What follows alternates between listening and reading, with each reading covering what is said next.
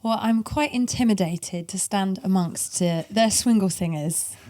And I have to say, I know lots of us have been friends for a while, and I have secretly always wanted to sing with you.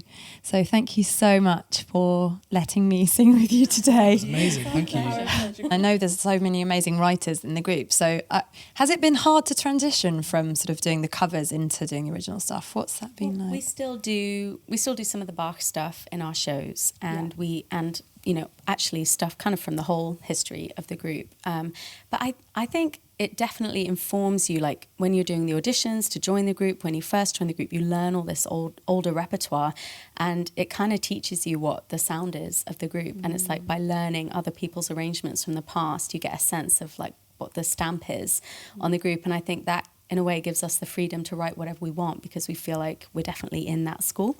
And we've, learned a lot about that, and we sing it every night. And so we can be free to express ourselves because there's no danger of forgetting it when you're singing it every night. I have wondered how you always authentically sound so Swingles. I wonder that too, because we don't really talk about it like that.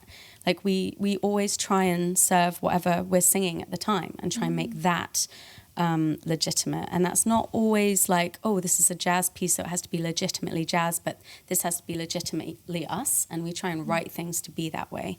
But we never say, how are we going to make this like the Swingles? Because I think that's just an organic process by the fact that we sing that music every night. What was one of the highlights for 2015 for you? Well, one of my favourite things to do this year has been, we've just made a Christmas album, which just came out, actually, which is called Yule Songs Volume 2. And so Deep End, which was the album that came out just before that, took us a couple of years to make, and it was a really, it was a very, very involved process and a big learning experience for us. But then we decided to make a Christmas album and made it in about a month or 2 months. So it was a real whirlwind, but really, really fun, because sometimes when you're making a record, you live with the material for so long that it doesn't, sort of you become numb to it. Whereas with the Christmas stuff, I think I'm still really enjoying just listening back to all the tracks. I just think you guys are amazing, and thank you so much for coming on the show.